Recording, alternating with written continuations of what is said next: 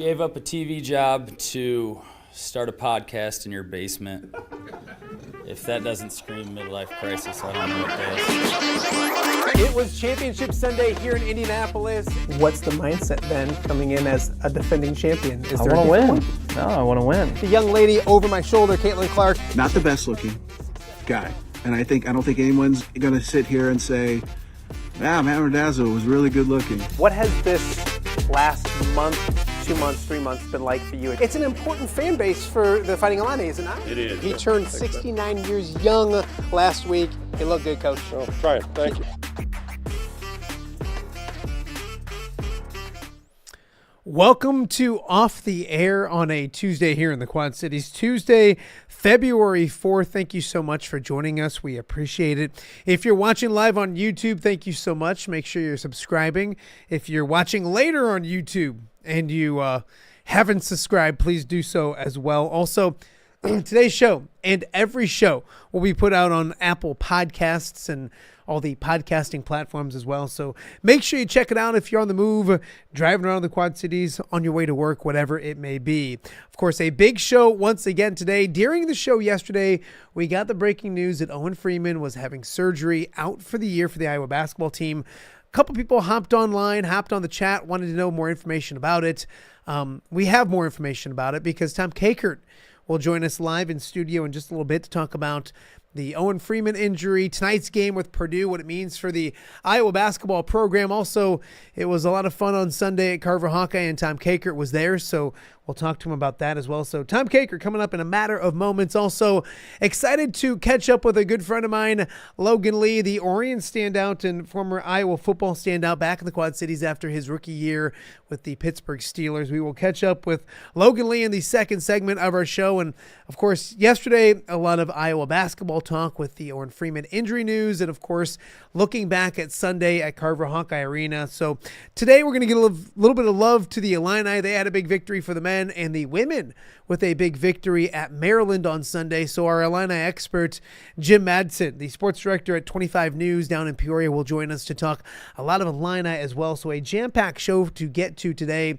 If you missed yesterday's show, Pat Angerer was on as normal on Mondays. We talked Super Bowl with him. We also talked about this myth that he's a better basketball player than I am, and we have set up a bet. So go check out Pat Angerer yesterday. Also, we talked a lot about that Iowa victory over USC on Sunday. Rob Brooks was on the show. Journey Houston was on the show. Check out those interviews. And, of course, we talked a little high school as well. Luke Torelli from Muscatine, the Muskies, leading the MAC right now. We were joined by him as well. So it was a full show on Monday. Go check out that show as well. But we move ahead to Tuesday, and we welcome into the studio. Wait for it. There we go. You are not Jim Mattson. You are. I've got my Cooper DeJean swag on today. His NIL sweatshirt that his peeps had given me like a year ago. So I'm for the Super Bowl. I'm supporting my guy Cooper to represent with the Super Bowl coming up. Boy, that was smooth. I went from one camera to split. Got so much stuff up here, Tom. But I did mic you up. What time are the Lions playing this weekend? Same time as the Bears, my friend. Same time as the Bears. It's funny because you will notice this, and people will notice this, and I'll get a hard time for it, so I might as well talk about it right away. Logan Lee is on the show in the second segment. I recorded that interview yesterday, and I was wearing the clothes I wore yesterday for that interview. So I'll go from wearing my Lions shirt to wearing a different sweatshirt to going back to wearing a Lions sweatshirt later on for the show. So there are no wardrobe changes. I wear whatever the hell I want to wear when I do this stupid show. And so that is why I made the switch in between shows. Hey, thanks for coming in. Mm-hmm. I got a lot to talk to you about, but the big news yesterday and news that I don't think surprised either of us, Owen Freeman out for the year with an injury. He'll have surgery on his a finger on his right hand. So he had surgery yesterday. I actually texted with the big fella, and he's doing well in good spirits. Okay. So that's first and foremost the most important thing. He's doing well as well. It's a tough blow to the Iowa basketball program. We'll get the opinion and the thoughts on where Iowa goes from now or from here and all that kind of stuff. But yesterday, Fran did have a press conference in the afternoon, and Fran did talk about losing Owen. So I'm going to play a little bit of Fran McCaffrey at the press conference yesterday about the Owen Freeman situation, his injury, and the Iowa Hawkeyes moving forward.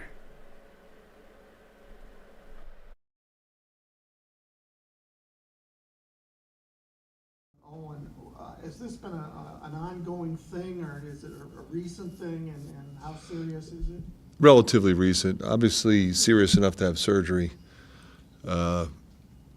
and he needed it. You know, it's unfortunate timing for him and for us, but you know, it's one of those things where, as we said in the release, you know, the risk of permanent injury was there, and that's not something, you know, we're going to deviate from. You know, his health and welfare is the most important thing. So is it just untenable for him to keep playing? Well, it would be painful, but like I said, you know, kid wants to play basketball for a long time, and we want him to play basketball for a long time, and that would be in jeopardy were he to play. It's his right shooting hand, right? Yeah. Did that make a difference? Had it been his left hand, what is it? I think that's an interesting question. I probably the same. You know, he legitimately would have had difficulty moving forward with movement in his hand, which clearly is important if you're trying to play basketball. So that was Fran McCaffrey yesterday afternoon talking about the Owen Freeman injury. I guess, Tommy, maybe set the table. What do you know? Surgery's done with, right hand. Give us the facts that are out there. The thing that I think people have kind of lost in all this is that this left untreated could have had a longer term impact on Owen's basketball future.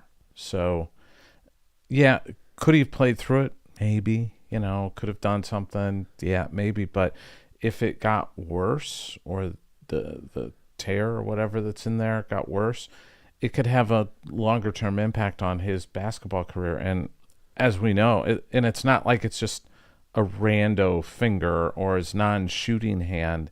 It's a shooting hand with, you know, the index finger, which is, you know, super important for shooting. So they had to get it done, and he's going to be out for the year.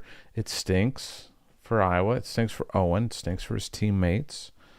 But, you know, he's got to get himself right, and you don't want to look back a year from now and he's having problems because he tried to play through this. You know, and somebody asked me yesterday, they're like, yeah, what if they were in like first place in the Big Ten? Would he have just played through it? I don't know. Yeah, I don't know.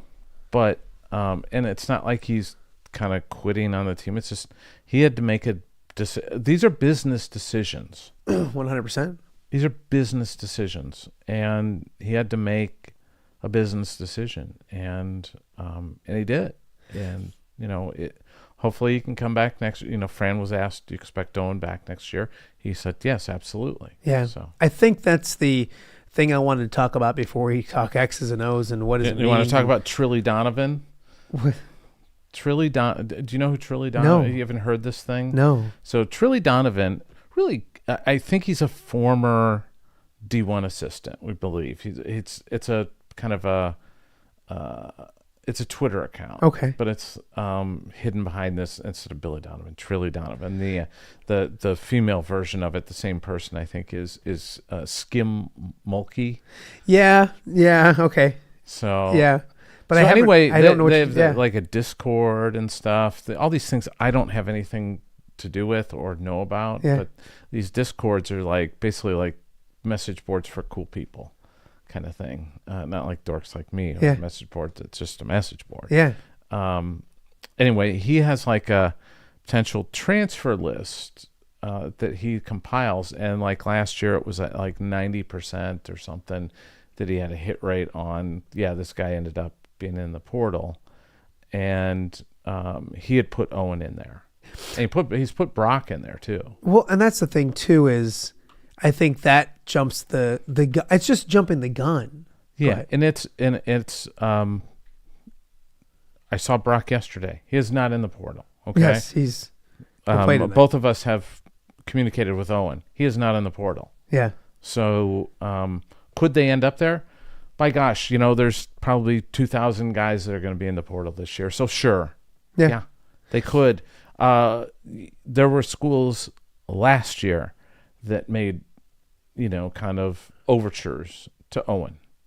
That's the nicest way I've heard it put, but yeah. Yeah. Well, I mean, it's just that's what it is. But they felt they tossed a line in the water to see. There's ways to communicate with. They tested the people water. like maybe you're talking to an AAU coach about one of the other players. Oh, by the way, hey, you coached Owen. Would he be interested in coming to School X? And we have this, and this available to him. Maybe you could pass that along.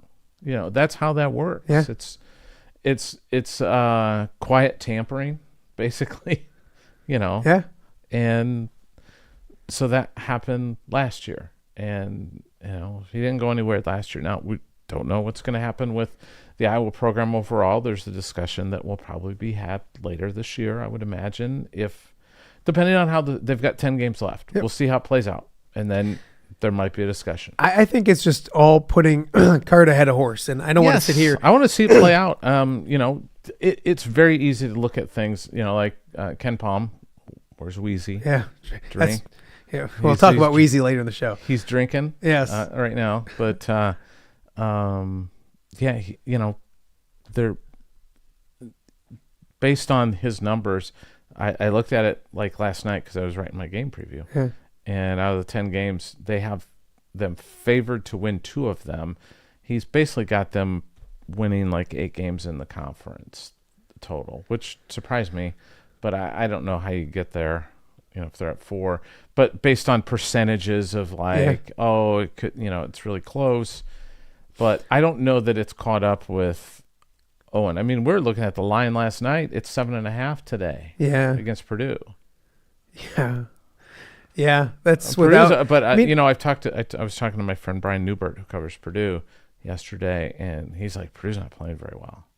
He's just like, they're just not. And I guess we'll probably talk about what does Iowa do moving forward. So I was talking to Brian about this, and he goes, Iowa's going to lose the rebounding battle regardless of who they put out there.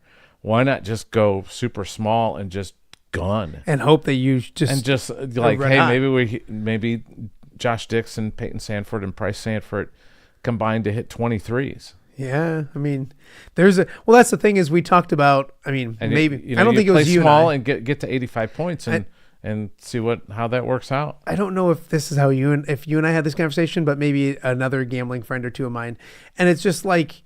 You just never know though. Like you don't know whether Peyton goes for. I mean, earlier this year, Peyton went for 30 and Josh went for 30. I think in the same game or close to it. I talked to Peyton yesterday because they had this break, and his shot's definitely been off, and he knows that. Yeah. He admitted. He was like, yeah. And so I asked him, because he said he'd gotten home, and I said, did you get in the gym with Grandpa and Dad? And he was like, yep. It's all fixed. It's all his shot was getting pretty flat. Yeah. And his dad and his grandpa are like his shot doctors. Yeah. And both terrific guys. And they get the boys in the gym, and that's what happened. Remember, was it last year or the year before? His shot got really it was really he's had stretches, I think, every year of his career where he's been a little funky for a couple weeks. And he just like, I had to get back home and get in the gym with my dad and my grandpa. And so you're saying Peyton Sanford overs tonight is what you're saying? I would definitely. All right. Well, I want to backtrack just a little bit because I think that's the biggest thing is a lot of people putting cart ahead of horse. Yeah. When it comes to and you just don't know in college basketball. And I get it. I understand it. And that's what's fun about opinions and social media, unfortunately, and shows like this. And should he go, all that different stuff. But I mean, depending on how this thing finishes and what happens with the University of Iowa and Fran McCaffrey, then everything could change. It's a Wild West anyways out there. You know what I mean? There's already 2,000 kids plus that go to the portal and their coaches stay. what if Fran happens to leave, or what if Fran is asked to leave, or what if they mutually part ways? There Then were players last year from the program that left, and the coach stayed. Yeah, I mean, You know what I mean? It's not like there's going to be guys in the portal, and if something happens with Fran that he moves on or whatever, or goes to a different job, so anything, those guys are free to go in the portal. They can do that, and there'll be a lot of guys that do. Yeah. That's just how.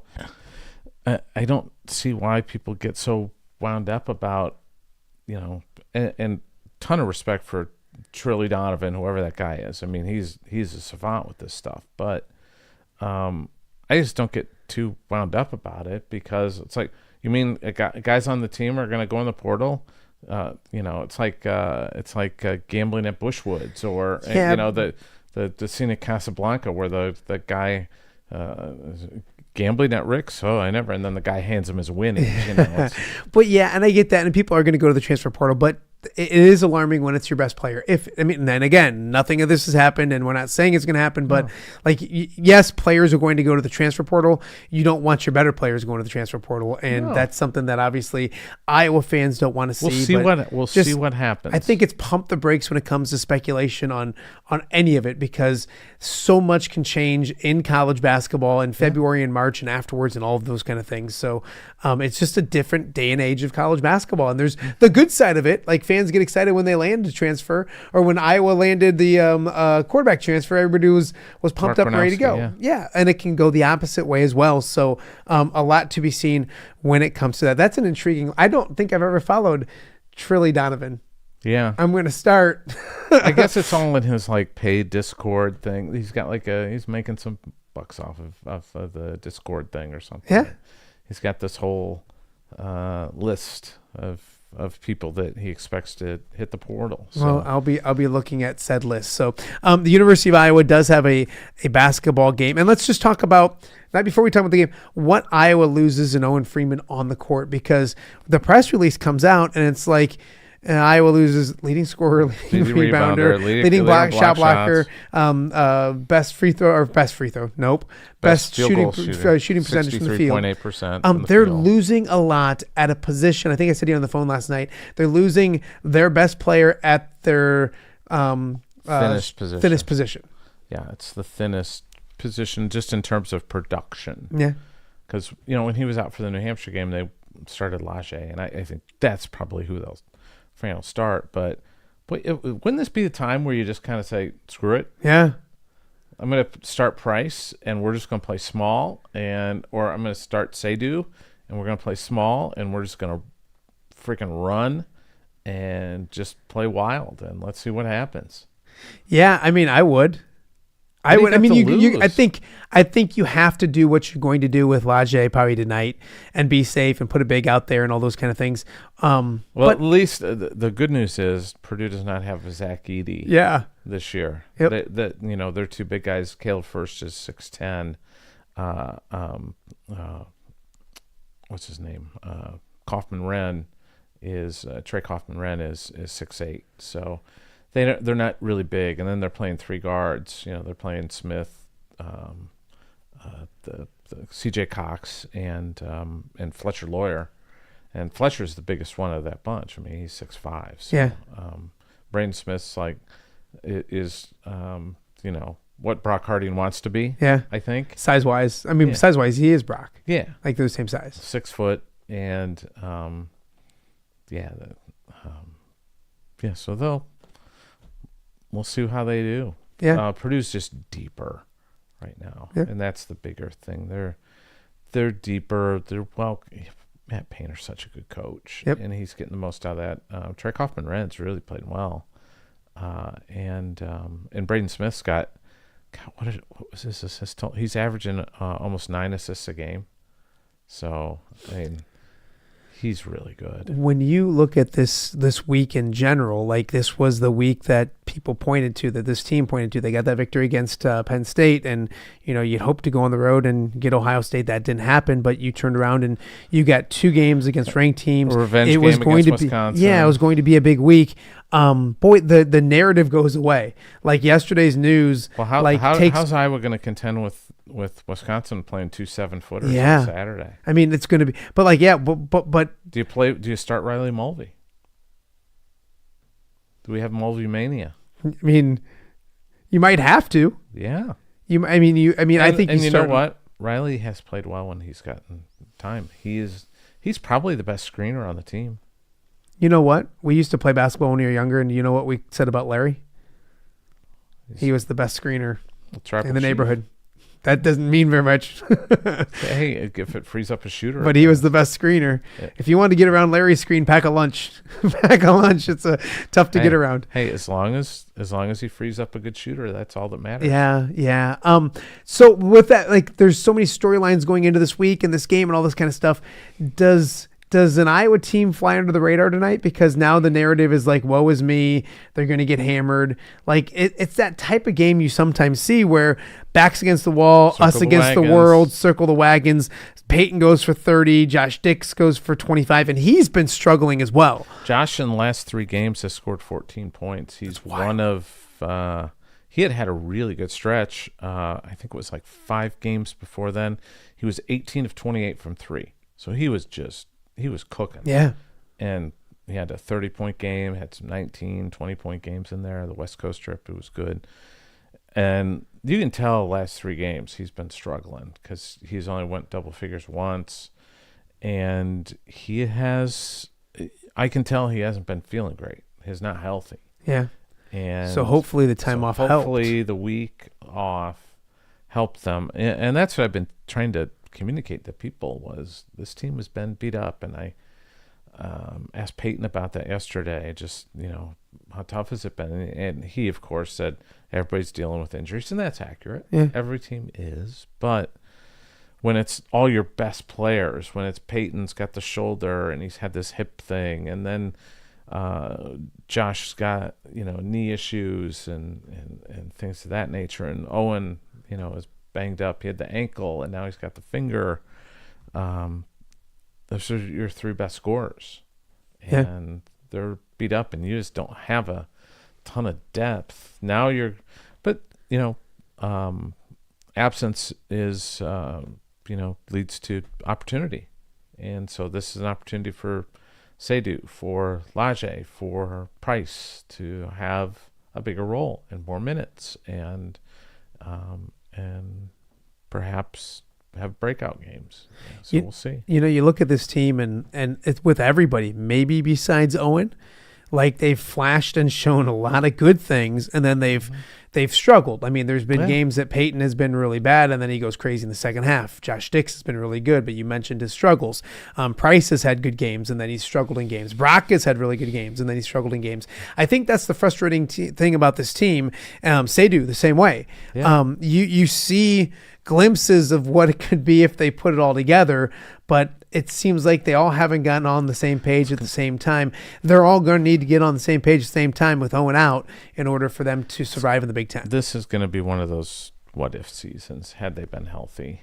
I was talking to my buddy Brian last night from Purdue, and he was like, I really thought this team was going to be those 3 that we've mentioned, NCAA team. Yeah. Because it's 3 really good scorers.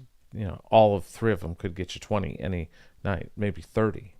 And now, all 3 of them are hurt. Owen's out for the regular season. So now the big thing is trying to just make the Big Ten tournament, because, the top 15 are the only ones that get in.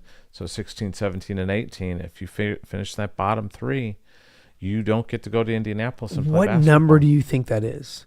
Like, Iowa has 4 Big Ten victories right now? Yeah, I wonder if you got to get to 6. You just don't know because there's no history behind it. Who's there now? And I'd have to look it up, but one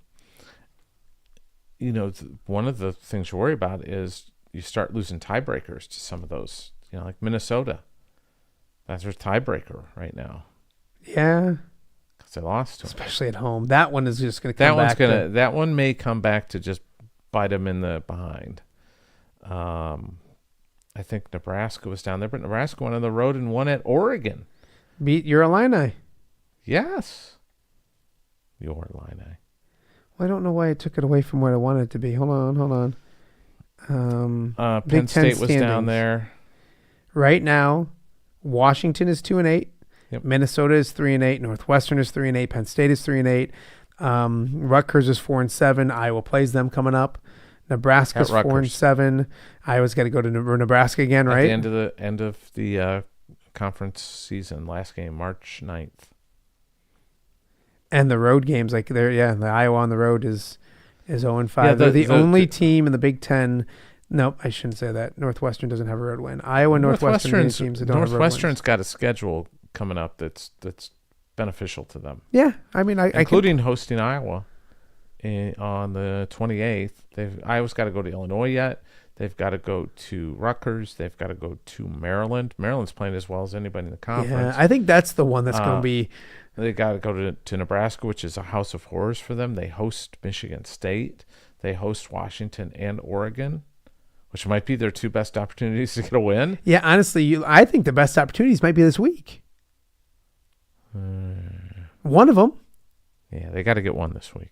Like, I mean, you have Washington's the most winnable game left on the schedule. If they can get, that's a couple weeks. So. Yeah, but I'm just saying in general. If they get one this week and get Washington, so get 2 wins, you feel better. It's crazy. Tonight's game, the line is 7.5. And here's the thing that I got a lot this weekend from a lot of people that reached out to me, text-wise, Iowa fans in general, is while they're loving watching the Iowa women play on Sunday, like, you just get a stark contrast between, you know what I mean? If Iowa basketball is going to get 7,000 people tonight, I don't know what it's going to be. But if, let's say there's 8,000 people there, 9,000 people there, and that's what and the women aren't getting anything, then it is what it is. But you get a stark contrast in the span of less than 48 hours of what Carver Hawkeye can look like. And that was... Sunday was like last year. Yeah, but there's been 32 straight of those. Not like last year, but sellout wise, totally get that. And I don't want to compare it to, that's a special environment. But bottom line still is the Iowa women have sold out the last 32 straight games. Yes. And like you see a contrast like that, and then you see tonight, it's probably not going to be rocking. My question that I really believe this too, that your consumer base for Iowa basketball or Iowa athletics is limited. 1,000%. And they don't have time for 3 games a week. Nope. Completely don't. Yep. And so they have made the choice, especially the previous 2 seasons. Yeah. That we're going to invest our money, and it was a lower ticket price too. And, the women's game really catered, especially if you have a daughter. Yep. Totally. I totally understand it. You go see the greatest player in the history of women's college basketball. You get to see Kate Martin and Gabby and, everybody. I mean, all the Hannah, everybody on that team, Sid. And they were just so approachable. Yeah. And friendly. Not that the men's team isn't, because the men's team's great people. That's what I keep telling people. They're awesome. I mean, this is one of my favorite groups that I've covered. And I've covered some really good groups. Yeah. But these guys are just awesome. But you have only so many dollars and time, and there's that beautiful 70-inch, or like the Randazzos have, that 75-inch TV in the basement surrounded by 4 30-inch screens. 42, I think. But let's go on. But that's who am I to brag about inches, as Pat would have said yesterday. Yes. You can sit in your basement and watch the game in comfort and not have to go out in the cold. Yeah. No. And that's what's happening. You're going to go back to the 6:00 game tonight too, on a school night. On a Tuesday night in the state of Iowa, where there's basketball games everywhere. Here's the thing that I put on our message boards the other day, and I do believe this, and my friend Scott brought this up many times, and he's been going to games forever, since Fieldhouse days. And that between the erosion that happened under Alford, the Licklider extinction event, and then just kind of malaise with Fran over the time, they never got the students back under Fran on a consistent basis. I agree with that. It's been kind of hit and miss. Yep. It's been, if there's a big game, we'll show up. You know which games they'll be there. Yeah, and there's probably 4 or 5 games every year where those games are getting less, I think. And they're getting less. Yes. Much. It much used to less. be like you knew the students are going to be here for most of the Big Ten games. The Michigan State or like but now Michigan it's like State Iowa State and a few Michigan others.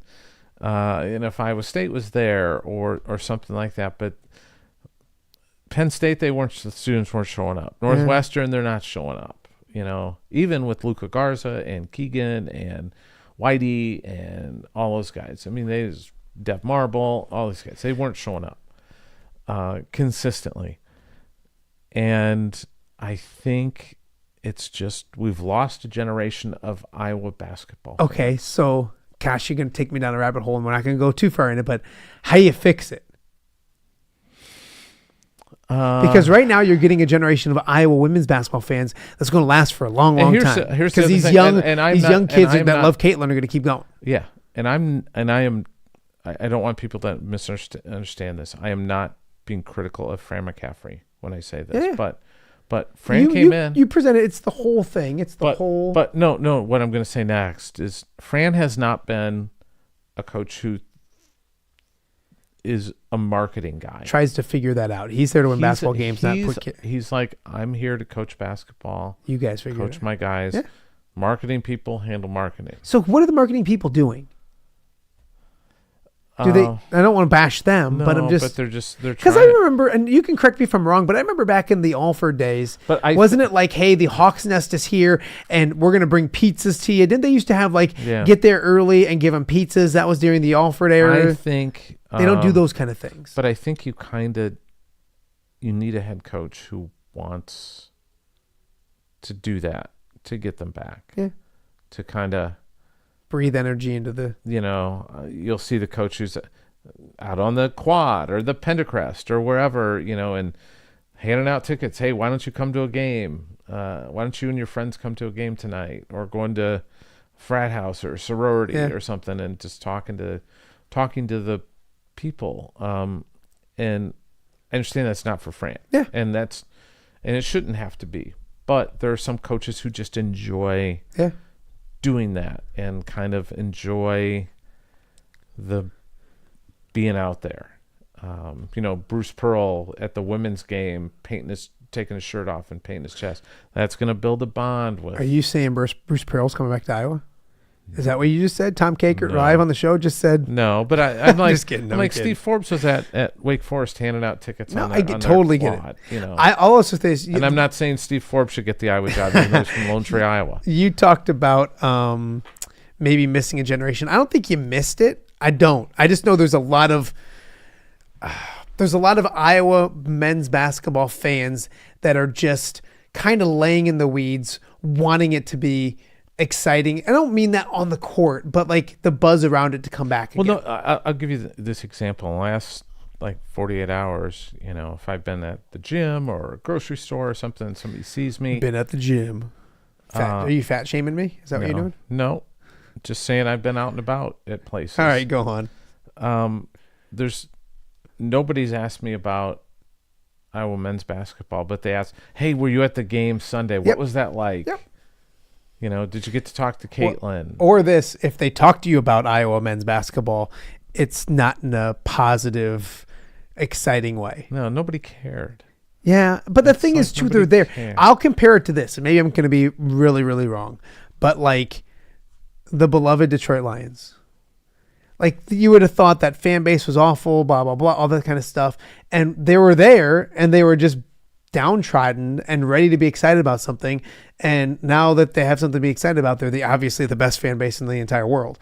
That's with Iowa men's basketball. I know so many guys that are just like, man, Iowa that's my thing, man. Like Iowa men's basketball is my number one thing. I love Iowa men's basketball. I just don't have the women are easier to be excited about, and they're just waiting for a reason to get excited. But with that being said, they had a lot of reason to get excited during the Luka years and all that kind of stuff. And again, you throw a pandemic into all that nonsense too, and like that was a weird thing too. Those best years were years where you were in Indianapolis when we were kind of in Indianapolis, and then we lived in Indianapolis. It was just stupid and weird and all that kind of stuff. Got a pick for tonight before I talk to you about a few other things? I had my pick was Purdue 81, Iowa 71. So let's lay the 7.5 is what you're saying. Yeah. I want to look up some prop bets for Peyton because he's got to shoot the ball 30 times tonight, right? Yeah, he's got a hoist. The only way you get in trouble with Peyton usually is if he gets in foul trouble. Yeah. That's the only time where he gets a quick one or two, and you're just like, find a way to get buckets. Yeah, no, he's gonna have to score a lot. And then you think Lajee in the starting lineup? That would be my guess. But Fran had not made that decision as of yesterday. I don't want to harp on not harp on because that's a negative term, but talk a ton about the Iowa women because we did that yesterday. And if you missed that, Rob Brooks was awesome. Really thankful for him to kind of be in part of the show. The voice of Iowa women's basketball joins us several times off the air here, and then also Journey Houston as well. Can I just reemphasize how normal Caitlin Clark is? I was going to say, I was going to ask you, what's your biggest takeaway or a few headlines that you took out of Sunday? She's just not, a lot of people, male, female, they change she's arguably one of the 5 most famous people in the country right now. In the world, maybe. And can't go anywhere without, a big thing. And she just hasn't changed. She's just so normal, and it's so refreshing that she's the same person. And I talked to Connor a little bit, just catching up with him, and it was good to see him. That's the thing, is Connor is back too, and I found myself going, Connor's not just a random Joe Schmo. He won a lot of freaking basketball games at the arena that he's coming back to. Not that he deserves the fanfare that Caitlin Clark, but he's not just some average dude, right? No, and it was great catching up with him because he's coaching at Butler. Yeah. And Patrick's they're struggling there. though. They've had a tougher year, but he feels like they're getting better, and Patrick's having a really good year, and feel great about that. I know. During that it's not this past weekend, the weekend before when Iowa was off, I think Fran got to go see Patrick play, which was I did see that. I meant to get the video to show the people the video, but I had so many people message me on Sunday when Caitlin was going into the media room and nearly ran into this old, creepy, goofy looking guy. Gosh, what was his name? Me. It was you. Well, you know what happened? What are you doing? Get out of the way. You know what happened was I was going in because we were having a press thing with her, and I saw my friend Darla, and Darla's son and my son went to school together, and I knew she was doing these security things, but I'd not spoken to her, and so I went over and just kind of just saying hi. And then all of a sudden, here comes... You literally almost ran into... all these people, and I had to move out of the... I'm like, well... It was funny because you know how you run into somebody and you kind of both go both ways and you almost dance a little bit. It was almost like that where you guys just came and she's like, and then off you went. No, it was funny because that's what the majority of the people kept on saying to me was tell Tom to get out of the way, tell Tom to get out of the way. So, what else was I going to talk to you about? The women. I want to talk to you about the Super Bowl in a second, but Pat was on yesterday, and I heard you guys got a bet. Well, no, there's this stupid, dumb. He beat you. Tom, you know better than that. Let me explain what happened, and nobody cares, but we play in my dad's golf outing, and it is the greatest golf outing in the history of the world, and there's a basketball hoop on the 7th tee box. We give away chips and salsa, and we usually have somebody playing basketball with people. And I heard Snoop makes an appearance on this show every day. He makes me hungry every day. And we were just goofing around and playing, and I think we were PP and Pig. And like we had to keep going. There's people behind us. I was like, Pat, we got to go. We're backing things up. I hopped in the cart and I started driving away. And he zipped past and he said, "You forfeit, I win." And then started laughing and off he went. And then he's met this stupid myth that like he's a better basketball player. Does So Joe Conklin ever lie? once that I know of, Because he said I can't believe he turned on me.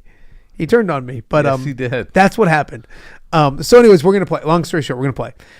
What should the loser, and give me some ideas, what should the loser have to do? I liked the Pat has to grow his hair out or you have to give your head shave. I can't shave my head, man. Why not? I just can't. It'll grow back. No, it won't. I'm worried about that. No. Vince McMahon shaved his head once. You Yeah, can do but it. Vince is a handsome man. He can get away with that kind of stuff.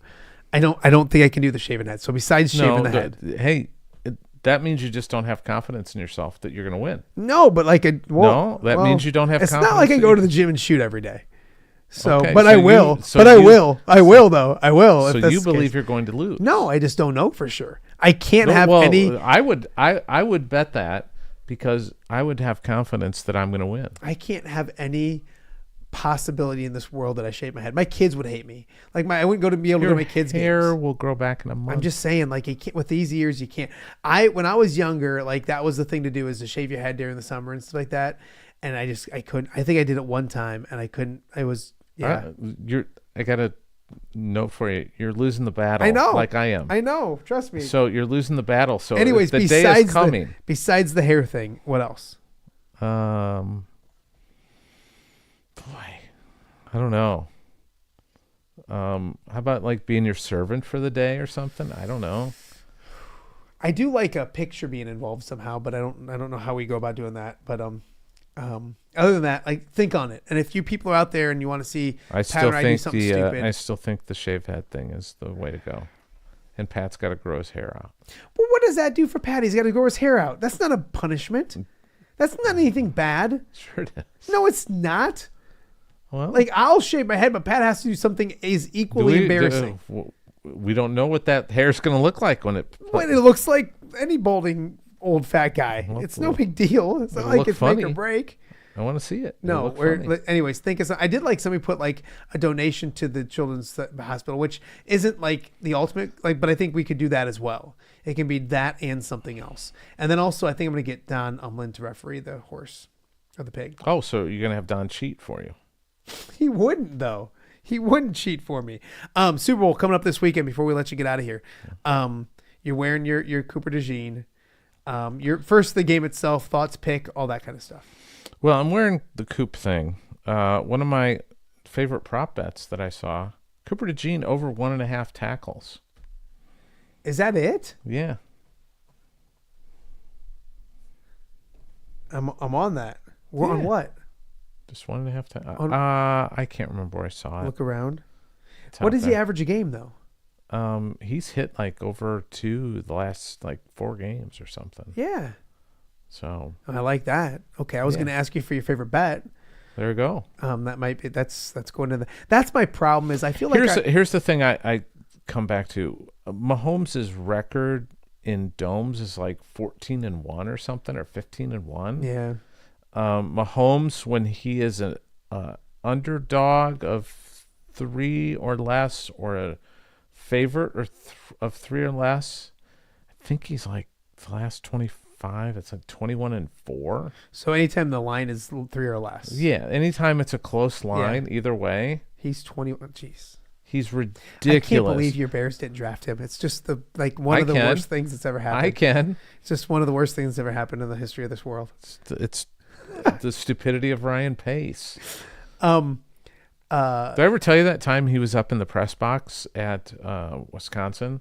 It was the year. It was right after the Iowa beat Ohio State, and then it was and then Josh Jackson had the 2 pick sixes, which are the only points as Iowa compiled a grand total of 66 yards of total offense at Wisconsin.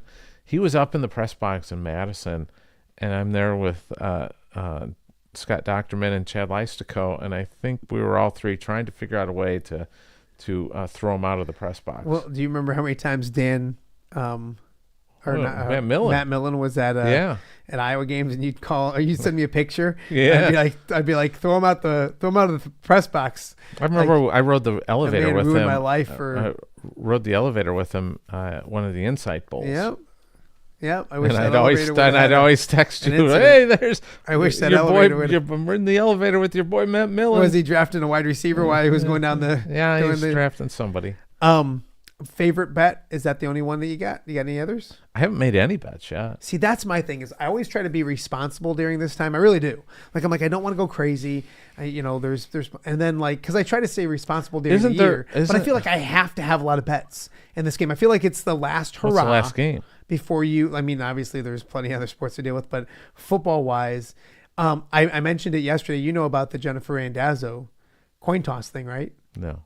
She's been on the coin toss last 17 years, as long as I've been. I think I started sports gambling when Charlie was a baby, and so 15 years, and she's won one time. And What's she betting this year? I don't know. That's what everybody's like. I'm gonna put up on social media, fade Jennifer, and I'll find out. She usually waits till probably in the afternoon on Sunday. And then she's like, okay, this is what I'm going with. And it used to be like $5-10, but now I'm like, okay, let's put 50 on it. You're due. And Where can you bet the coin toss? Anywhere. It's just minus 112 either way. Okay. Or something like that. It's awful. There's so many good things to bet on. The So, Gatorade. Can you bet on the Gatorade? Gatorade. You can do the national Well, anthem. I bet you they have something online. Here's one for you. The last 2 years when the Chiefs have won, it's been purple. So you can know that they're going to have purple Gatorade again. Do you know there's that conspiracy theory that when they put the logo out for the Super Bowl, the colors are always it's so this year's it's red and green, and it's like fixed. Okay, it's fixed. I'm being serious. You know what next year's colors are? Don't tell me Honolulu blue. You bet your sweet ass, Honolulu blue and silver, baby. It's happening. Do you want Myles Garrett if you're a Bears fan? So no, the Lions are going to get him. Apparently, No, I saw. I know. I don't think so. They already have a top 3.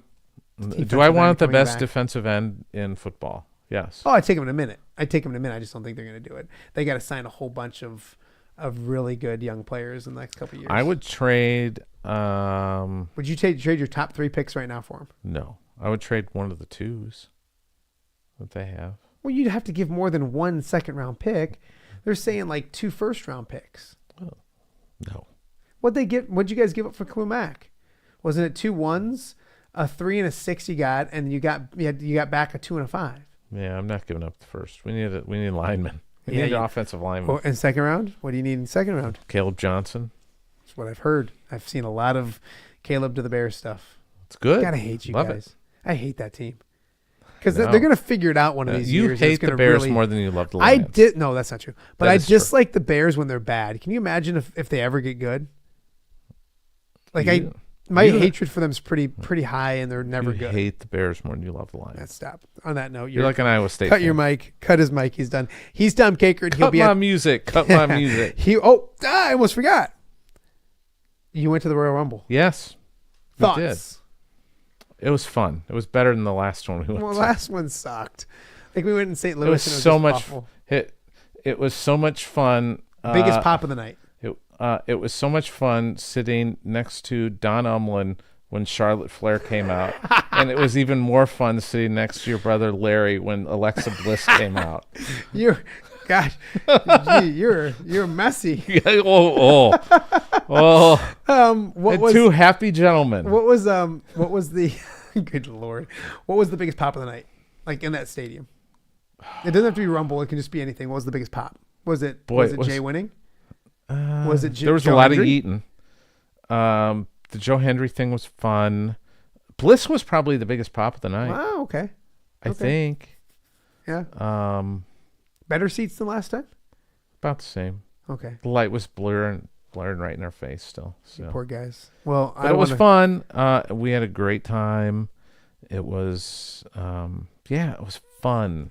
Yep. I mean that run in the men's rumble when it was Punk and Tribal Chief, Cena, Punk, Tribal Chief, Rollins, boom, boom, boom, boom. The kind of almost all in a row. Yeah. I think the Chief was already in there, but that was Cena, Punk, Rollins all in a row. I was like, whoa. If you don't like wrestling, just not the best part of the Rumble. Even if you don't like wrestling, You know at what? all, You know what the coolest thing was when Breaker speared ISO Speed. So did you know who ISO Speed Yes. is?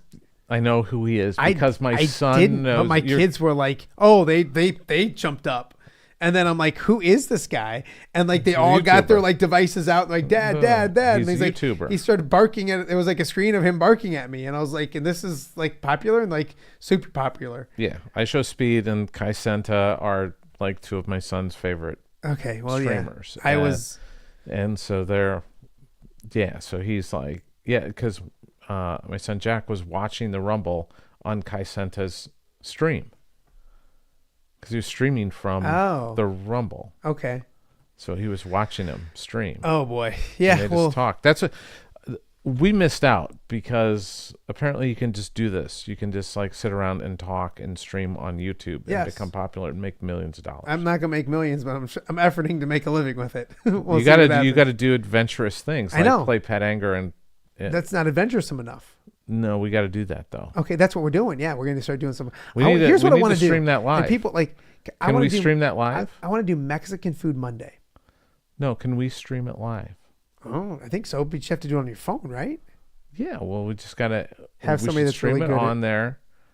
Because I was gonna video it. I was gonna shoot it, and then I was gonna put it together and No, we air it need as to a do segment. we need to do it like your show. We'll do it live from So PepsiCo one of the days, just do the show live from PepsiCo.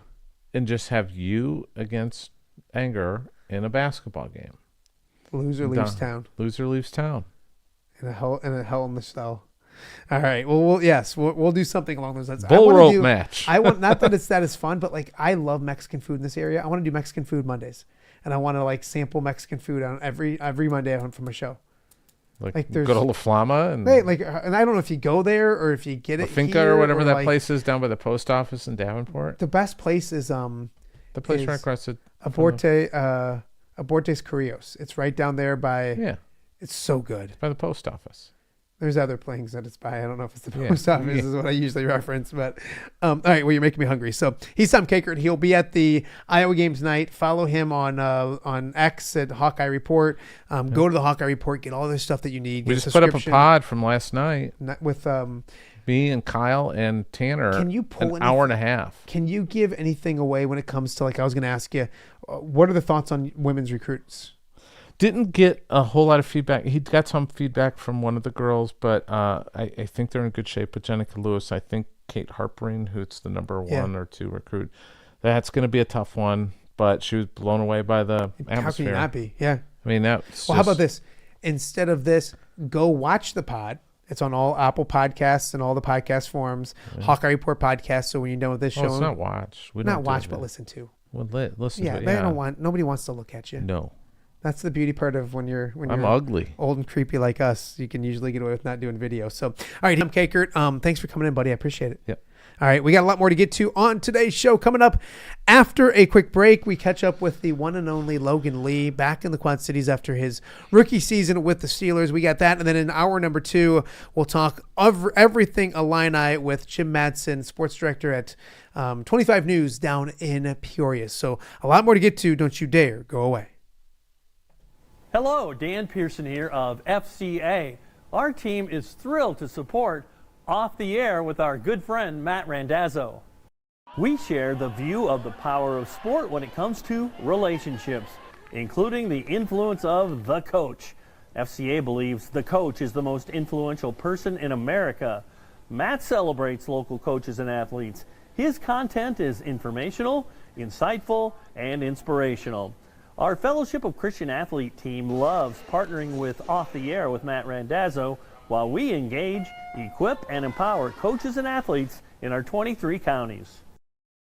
FCA, the heart and soul in sports. View from the West, the podcast covering Illinois high school football.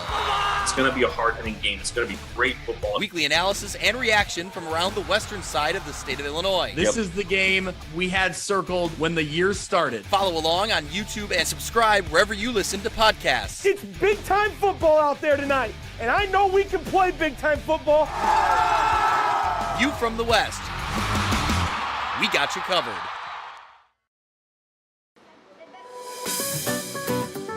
Are you looking for the Quad City's best chips and salsa? There's only one dude to turn to. Right on. Snoop. Hand-cut chips, fried fresh with that crunch you've come to love. And the most addicting salsa with delicious fresh ingredients each and every time. Pick up your chips and salsa, queso, enchiladas, and much more at the Stern Center in Rock Island. To place your order, simply call the man himself. It's Snoop at 309-314-8197 and find out for yourself what the rest of the Quad Cities already loves. Welcome back to Off the Air on a Tuesday. Football season slowly wrapping up, winding down. The Super Bowl coming up this weekend, and when you think football in our area, and especially the NFL, you think of this guy right here, Logan Lee, joining me right now, fresh off his rookie season with the Pittsburgh Steelers. First and foremost, thank you for joining me. It's great to see you. How you been? Oh, man, it's great to be here. I appreciate you having me on. Things have been going great. It's been a crazy year for my wife and I, but we're doing awfully well. Awesome. Well, we're going to talk a lot of football, and we're going to get to that. But I want to talk to you about the biggest thing that happened to you this year. It has nothing to do with getting drafted or senior day or playing in the NFL. You got a baby boy now. Logan Lee is a dad. Tell me about fatherhood, your new addition, and what's the important part of life like right for you right now. Yeah, so Tori and I had our first baby boy. His name is Sutton Ryan Lee, and we had him on December 8th. And man, it just you can't describe it. It's unbelievable. We've been extremely blessed with Tori's healthy, Sutton's healthy, and he's sleeping well. So we are beyond blessed right now. It's amazing being a parent, and it's you figure things out pretty quick. Like we were like, you don't know what you don't know until you have to figure it out. And I was like, all right, that's how that goes, I guess. Okay, I have 4 boys, so I got to ask you a weird question because you're young into this. Yeah. Have you been peed on yet? No, unfortunately, he whenever he's peed while you're changing, it's on himself because I'm like moving him around. He pees on himself. I'm like, oh, sorry, man. Like, that's my bad. I don't know what to tell you. That one's on me. Yeah, you know what? That's lucky for you because you can bathe him and it's okay. It's gonna happen and it's gonna be okay. Those are the good things. Mm-hmm. Sutton Ryan Lee. Where'd the name come from? It sounds like he's a general in the Army somewhere. Tell me about the name. Yeah, so it's honestly, Tori and I were looking at a bunch of names. She had heard it before and she really liked it, and I liked it too. And it was just kind of one that's like a little unique, but not way out there. So we're like, we'll settle on that. We both liked it a lot. So, and then her dad's name is Ryan, so Sutton Ryan. Did before baby came what the name was, or did you kind of have a few? So we had a few for Charlie, and then we went down. Baby was born. We looked down and we said, "That's a Charlie." Did you know previously that was going to be Sutton? Yeah, we kind of. So we have like 3 names for boys, 3 names for girls that we plan on doing down the road, whether or not that's the case. But for this one, we had settled on it probably 6 months into the pregnancy. We're like, we weren't going to tell anybody like our options, but once we decided, we're like, okay, we could tell people. So it's awesome. Like, we decided that roughly 6 months or so in. Sure. Okay, was that name even in the running at all? Dazzo Lee has kind of a name to it, kind of a ring. You know how I was talking about like unique, but out there. Like it's pretty out there, Matt. Yeah, that's pretty dumb. Don't do that. Don't do that. Logan Lee joining us right now on Off the Air. I had a lot of people ask me this year, where's Logan Lee? Logan Lee is here. He's healthy. He's doing well. Take me through your rookie season. And when people say, where's Logan Lee? What was your year like this past season as a rookie? Yeah, so I was very fortunate. I got drafted, and then we reported pretty early, and then we started off, and we had a rookie mini camp, and then I had a little soft tissue injury, and that put me out just a few weeks, and then we went into OTAs. Once OTAs came around, it's just like drill work and just kind of hanging out. Like it's not practice, but it's practice like. And we're just trying to get a feel for like the individual periods we'll be doing for the upcoming year, and then we got sent home after that for a 2-month break, and then we ended up going back for camp in August. That was in Latrobe, which is about 2 hours from Pittsburgh, hour and a half from Pittsburgh, and it's college St. Vincent College, and we stayed in dorms for a month. And then we went through camp, and we ended up starting the preseason while we were there, and then I worked back into the back into Pittsburgh, into the practice facility after a bit. So it was kind of a whirlwind. And then by the last preseason game, I had another minor soft tissue injury, and that put me out just about 2 weeks, which was right for week one. And they ended up putting me on injured reserve because we had pretty good depth at defensive line. So I stayed on injured reserve the entire year.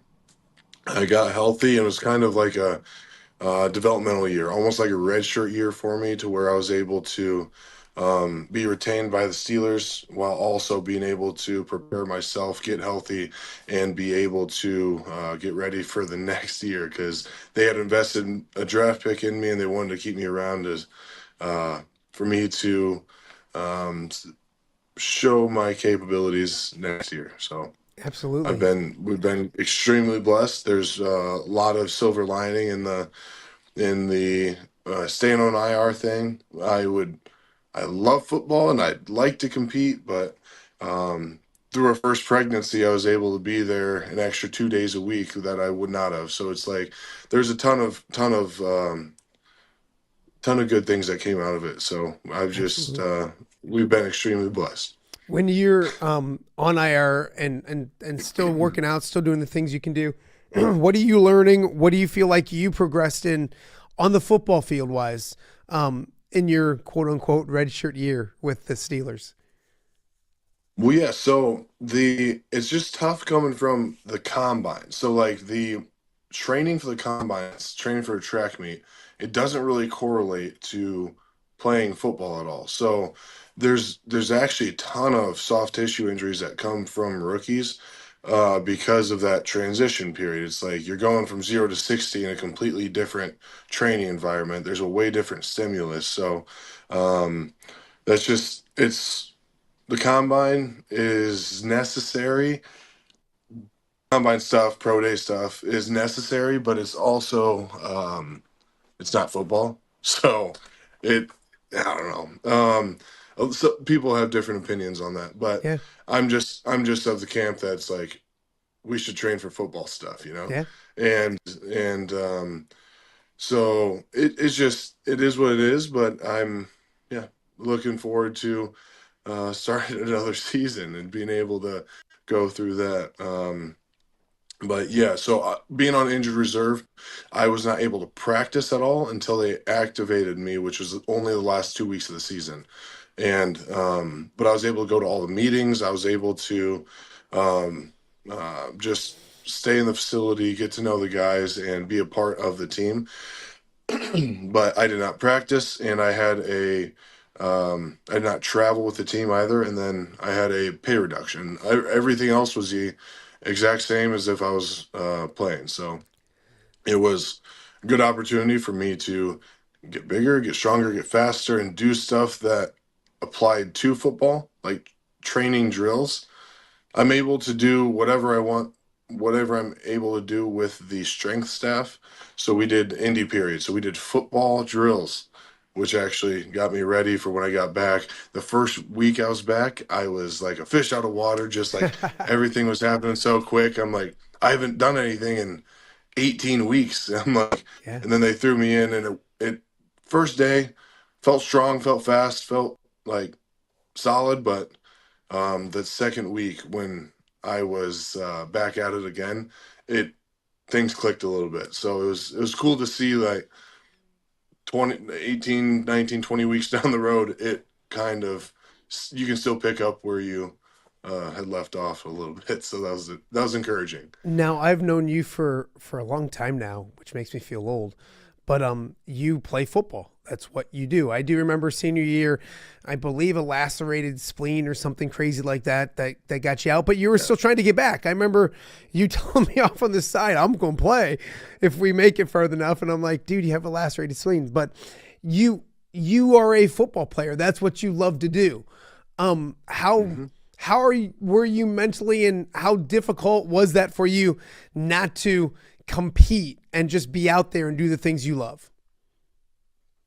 Yeah, I would say the hardest part was the unknown, just because you see so many guys uh, getting traded, getting released, getting brought in for a week, let go for a week. And it's like the excessive movement of the NFL.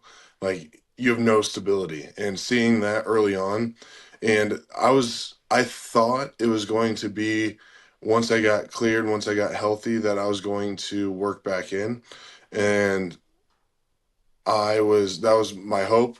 And then when I was healthy and they were what I thought I was going to get worked back in, it was just kind of postponed a little bit to make sure I was healthy. And I'm like, guys, I'm good. And then it was like, but it was a little discouraging at first, because I didn't know like what it all meant, but it was right where I was supposed to be. They have they have a system they want to develop their guys in, and I'm very fortunate. And the first 4 weeks of the season, I was stressed, and then after that, I'm like, you know what? Like, it is what it is. Everything happens for a reason. The Lord has blessed us in more ways than we can imagine, and ultimately, I'm not just a football player. That's my job. That is my job, but that is not my purpose. That is not who I am. So Yeah. it would it helped a ton too. So I'm like, Sure. Yeah, it was great. Yeah. It's not your identity. I went through something like that the last 6 months, where something's not your identity. You can do different things and all that kind of stuff. Talk about that organization, because you have to trust an organization that's had the success that they have. It's a big boy organization. It's a successful organization. So if the Pittsburgh Steelers are saying this isn't your best. It's funny. I grew up a big Steelers fan too. So I was like, put a wig on and was Troy Polamalu for Halloween one year. I was the Steelers and how Iowa was run, and it's not identical, but like there's the strength of the team. It's just like there's so many parallels. It feels familiar. So I was very blessed in that way, that it wasn't like it wasn't too much of a drastic change like it was from like the college to NFL. I'm sorry, the high school to college.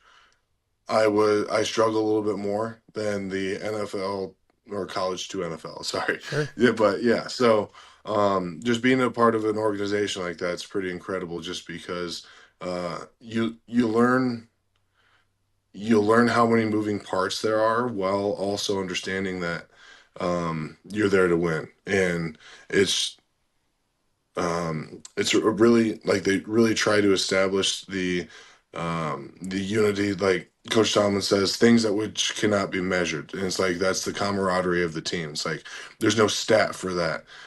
There's nothing you can do to measure that other than the way we work on the field. So it's like, and that's something that you're always going to need to improve on. So it's just like, it's pretty amazing to see the perspective of guys that have been in the league that long, and yeah, it's been pretty cool being able to be a part of an organization that you've been rooting for your whole life. Take me through that offensive line, or not offensive line, defensive line, because it's not like a team that needed to rebuild that defensive line. There's some studs, there's some all pros, there's some Hall of Famers up front there. Who have you kind of latched on to, learned a lot from, kind of pick the brain of when it comes to guys on that team, on that roster, veterans that have been there for a while? Yeah, so there's different ways. So Cam Hayward has been there for 14 years and just had an all-pro season or Pro Bowl, whatever. And he's been great in like the physical aspect. Then you have like Isaiah Loudermilk, who's I've gotten pretty close with. He's really willing to break like the little minute questions. It's like you can understand the bigger picture, but the little details you need to ask questions on. And he has been great at trying to answer that. Even the coaching staff. So Coach Dunbar, he's a former player, so like he has a different perspective than some other types of coaches where they have not been in the position you're in. Different. So it's just like down the line, like TJ contributes a lot, and like there's Alex Highsmith. We're pretty close. So he's been like the life transition, the faith transition into the NFL rather than just the football aspect. So, yeah, it's just been pretty cool to see the how many guys are willing to, Logan Lee joining us now on Off the Air with Matt Randazzo. Logan, was there a welcome to the NFL moment, either on or off the field, where you kind of realized you weren't in college anymore and you're playing professional football? The physical aspect, I would say no, just because I haven't played in an actual game yet. But I would say being around during the season and seeing how quickly guys are like ran through the system. It's like there's like it blew my mind how quick guys would come into the facility and leave. It's like these lockers are being established and then packed up within 5 days of each other. I'm like what is happening? So like just how many moving parts there are with the roster manipulation, the practice squad manipulation. That was the thing that's like you will never have real stability unless you're playing at a Pro Bowl level. So it's like let's try to get there quick. Well, take me through your thought process for next year, because obviously eager to get back on the field, but also I feel like you've learned a lot during your rookie year. How much better prepared are you for year number 2 physically, but then also learning the mental side of the game and the business side of the game, I guess, as well?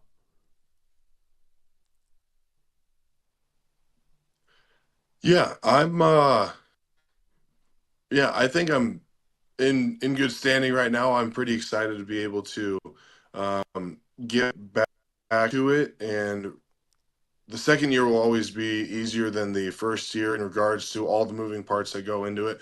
You know what's going to be going on. The system, as of now, the majority of the coaches have been retained, so there's not a whole lot of system change that I would foresee coming. So it's been I'm just super excited to be able to go back out and put my hands on people. That's exactly what I expected to hear from Logan Lee. I know you're an Iowa fan. I know you were watching. How much did you get to watch your guys this year? And I guess your overall thoughts from the Iowa football team this past season with a bunch of guys I know you're really close with and know really, really well. Yeah, I was able to watch quite a few of the games, actually. It was a lot. It's nice having them on Saturday, and then, like I said, I don't travel for our games. So I was just sitting at home with Tori, and we were able to watch the majority of the games. So that was pretty darn nice. There was some frustrating moments, but that's how it goes. Like last year, we had 9 of our wins were within 4 points, I think. And it's like there was a couple of those games this year that just had gone the opposite way. It's like we could have easily been in the same situation last year, but we were able to finish on a high note. And it's just weird how different it can be year to year. Logan Lee, nice enough to be joining us on Off the Air with Matt Randazzo. And Logan, that closeness in Iowa football obviously leads to questions and people wanting certain things in Iowa City, Iowa fans wanting certain things and wanting more. But if you look at the big picture of this, if you're a college football program and you're disappointed if your team wins 8 games, isn't that a really good college football program? Isn't that a good problem to have if your alma mater's winning 8 games and people are disappointed? Absolutely. And standard that has been established for so many years, like Coach Ferentz has done such a great job at consistent winning. When you don't get that 9th or 10th win, it's like, what's happening? Like, did we fall apart? Like, and it's like, no, it's just like there's a couple swing games that didn't go our way this year. It's like, I've said this before. It's like I mentioned, it was just when you are at the point where it's like you come down to close games and that's the battle we want to fight. It's like you can't. It's hard to win them all. And last year we did an awfully good job at those close games. We were able to finish those and win those. This year, it's the same thing. Like they won the majority of them. It's just like those two or so that should have won. I'm like, gosh darn. It's like, but it is what it is. I mean, they're still in a good spot. What was it like for you watching Iowa football? Did you annoy Tori? Like, were you yelling? Were you pointing out things that should be done? Because you know the system, those guys so well. How were you as a Hawkeye watching from the couch instead of being there in the huddle? Yeah, so it's different because like it's one thing knowing what's being called and what's going on, but it's also one thing to know what they saw and why they did what they did. So it's like I can also empathize and understand why they made the decision they made if I see it close enough, and I'm like, okay, people that don't understand football will never understand that, and it's okay. It just didn't work out that. So it's like there's a lot of moving parts. I'm more of a rational fan, and I just want to, like, I get frustrated, I get excited, but I'm pretty level-headed majority of the time, and unless I'm competing, and I'd say I'm level-headed competing, but like I get the most fired up I get, it's like a board game. Like I'm telling you, when I'm on the field, I have to stay level-headed, otherwise I'll start to have fundamental slips or stuff like that. But a board game, there's not a whole lot of fundamentals. It's like we're going for it, you know? I love it. I love it. I love it. Logan, you're back home right now, and Orion, a hometown, but Quad Cities is home. What has it been like to be back home for a little bit? I know there's a lot of people coming at you in every direction, wanting to say hi, catch up, all those kind of things. But is it nice to be home? And is there something about the comforts of being back in the Quad Cities, back at home, back around people that you know and love? Yeah, it's huge. Like, we are very excited to be home. We're just trying to see people. Like, I mean, we are seeing a lot of people, and there's dozens of people we still need to see. And it's like we're trying to get a little bit of time with everybody. Yeah. So it's awesome to be able to be around your people. Because in Pittsburgh, there's a great group of guys on the team, but it's like when they only have one day off a week, they want to spend it with their wife and kids. Yeah. It's like, I get that. So it's like not a whole lot of people want to hang out as much, but I got about I got about 5 or 6 guys that I'm very close with. Tori has about 5 wives that she's very close with. So it's we have people, but during the season, it's hard to find time to do stuff. Out of season, we'll definitely be hanging out a little bit more. So ultimately, it's super nice to be around our people. What are the things about the Quad Cities or Orion or whatever that you need to hit up when you're at home? Did you miss certain things? Are you a Whitey's guy? Are you a hobo? I mean, what are those things in the Quad Cities that you're like, all right, I'm back home and I'm hungry. I gotta go eat. Yeah, there's a couple staples. I love Whitey's. And like you said, I love Hungry Hobo, and I just drove by one. I'm like, we should do that sometime. To Tori, this was yesterday. I said that, but there you go. The staples, like tier 1 food for me, is a Benny's calzone and Frank's Pizza. Like those are my 2. It's like if I leave town without getting those 2, I will be a little disappointed. It's like those are I'm just like, Quad City pizza is. You can't mimic it. It's amazing. I've been quite a few places. Like people talk about New York, Chicago. I'm like, no. Quad City Pizza has the best pizza. Wow. I love Quad Benny's. has the best pizza. We don't normally get the calzone. I've never gotten a calzone there. We get Benny's a lot. We're right out in that area. Yeah. But I've never gotten the calzone. Yep, and just a sausage, or are you putting more in there than just sausage? It's a Meat Lover's calzone, and I had 2 of them the other day. They are the best. 2 of them? So, and in Geneseo. So we're staying at my in-laws. So we're staying in Geneseo, and there's a coffee locomotive. They've got a sandwich called the Tiger Belly. I'm just shouting them out because we go there probably 3 times a week. I'm like, if we get a late start to the day, I'm like, do you want to get coffee and a sandwich? Tori's like, yep. So we'll just go straight to Locomotive. Multiple times a week. Locomotive. Yes.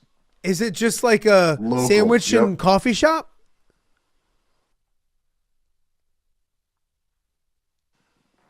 Yeah. A small coffee shop. They don't even have drive-through, but it's booming. They just introduced smash burgers. They close by 2 p.m. every day. But yeah, they got a couple sandwiches that the coffee's great, but we go for the sandwiches for sure. Of course, you go for the sandwiches. Say the name of the sandwich that I need to get, because I'm going to try this. It is called the Tiger Belly at Locomotive Coffee Shop in Geneseo, Illinois.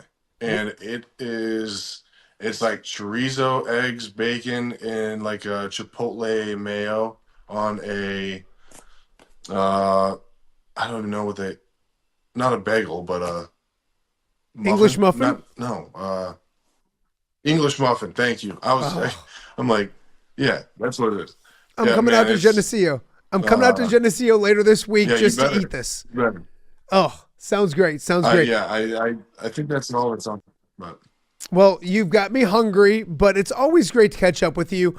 I appreciate it. Tell your family I said hi. Make sure your dad's staying busy, staying out of trouble. I worry about him sometimes. He needs to be active just like you. So, but tell him all I said hi. We'll catch up again before you leave town, and I appreciate taking the time to join us. Yeah, thanks, man. I appreciate you having me on. It was a good time.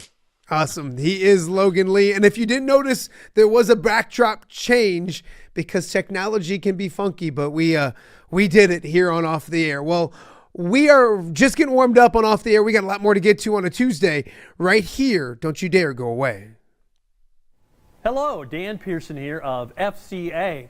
Our team is thrilled to support Off the Air with our good friend Matt Randazzo. We share the view of the power of sport when it comes to relationships, including the influence of the coach. FCA believes the coach is the most influential person in America. Matt celebrates local coaches and athletes. His content is informational, insightful, and inspirational. Our Fellowship of Christian Athlete team loves partnering with Off the Air with Matt Randazzo while we engage, equip, and empower coaches and athletes in our 23 counties. FCA, the heart and soul in sports. View from the West, the podcast covering Illinois high school football. It's going to be a hard-hitting game. It's going to be great football. Weekly analysis and reaction from around the western side of the state of Illinois. This is the game we had circled when the year started. Follow along on YouTube and subscribe wherever you listen to podcasts. It's big-time football out there tonight, and I know we can play big-time football. View from the West. We got you covered.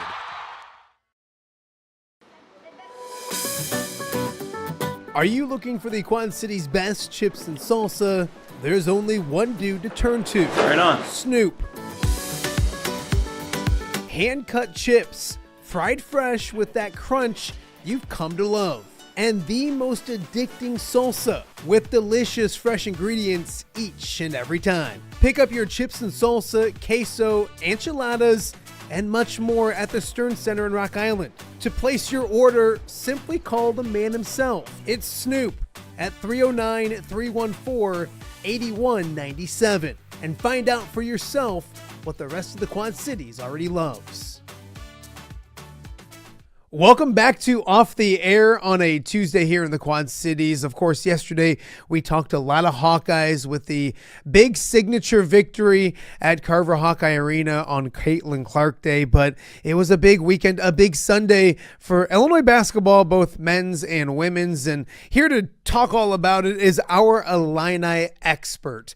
That's what I like to call him. Jim Mattson, sports director at 25 News down in Peoria. Jim, thanks again for joining us. I want to start with the guys, although I should start with the ladies and be a gentleman. But as we've talked over the last couple weeks, we talk about a high ceiling with Illinois basketball. Over the last couple weeks, we've seen that the floor can be kind of iffy if things don't go well. It was a big game on Sunday. For that team to get back on track was a big deal. What did you see on Sunday from Brad Underwood's boys to knock out Ohio State? Well, I think, the big difference, obviously, the three-point shooting. Underwood said Ohio State guards the three-point line, but it sure looked like Illinois made an emphasis of getting points in the paint. They got 52 points in the paint. They only made 4 threes. I think they only made like 1 in the second half. So they didn't hunt three-point shots. They didn't settle for three-point shots. They got much more downhill, which, us old basketball fans are like, use your height inside, and they did that very effectively. So, it was a much needed win. I always say winning is a great deodorant. When they were down by 11 in the second half, there weren't a lot of Illini fans saying, boy, Underwood's pushing all the right buttons. But they got hot. Obviously, Will Riley had 20 points in the second half. They're able to win the game, and you feel a lot better after a win. But the big difference was points in the paint. And, there were still some sloppy turnovers. There was still some, questionable defense maybe at times, although Ohio State's hard to guard. But, the points in the paint, the development of Will Riley over the last week or so, or 2 weeks or so, has maybe changed the outlook of the team a little bit. You look at that second half, and you're right. God bless me, I have multiple TVs in my basement. And so I had the Iowa women on one and the Illinois men on the other. And I did look Same over. Here, man. Same here. And I'm like, wait a minute. They're down 11 and it's second half and then things get rolling. What triggered that? I think not season changing stretch, but that's an important stretch from what we're talking about today. If it goes the opposite way, what was the key? I know when that place gets rocking and that team gets rolling, it's a lot of fun. What was the key in that second half for Illinois basketball? Well, I think a lot of it was Riley. I mean, Riley was able to ease the pressure on the other guys he gets his own. He's a unique player. I have a radio show here in Peoria, and I was asking listeners who he reminds you of, and some of the old Illini fans kind of brought up Andy Kaufman's name, who obviously had a famous shot versus Iowa, and was an Illinois basketball player who wasn't a great shooter, but was a great scorer. And that's kind of like Riley. Riley's very kind of old school in the fence, a lot of mid-range, a lot of drives. You're not sure how he gets to the basket, but he does. But I think Riley eased the pressure on the team. Boswell, I thought, played very well in the second half. Boswell was able to get to the basket time after time, too. So, a lot of things went wrong in that game. Again, they were down 11. KJ had kind of an off night, but they're able to win, and that's a good sign. Although I got to tell you, Matt, the more I see of the Big Ten, when you see Ohio State live, when you see, the teams live, USC even, I'm not sure Illinois is a whole lot better than any of them. I don't know if there's a great team in the Big Ten, but it looks to me like, what is Illinois ranked 23rd this week? Yeah. It looks to me like Illinois is like a 23rd team, a team that should win the first round, but it's probably going to play a 50-50 game in the second round, because right now I don't think they're a whole lot better than, the top 10 teams in the country. I think they're probably better than Illinois right now. So the game on Sunday, Boswell comes off the bench. They make some changes in the lineup. They've dealt with injuries and sickness and all that kind of stuff. Things are getting back to full strength. I'm going to let Jim Mattson finally be the head coach of Fighting Illini basketball, which he should have been named years ago. What five are you putting on the floor to start a game if everybody's healthy and ready to rock?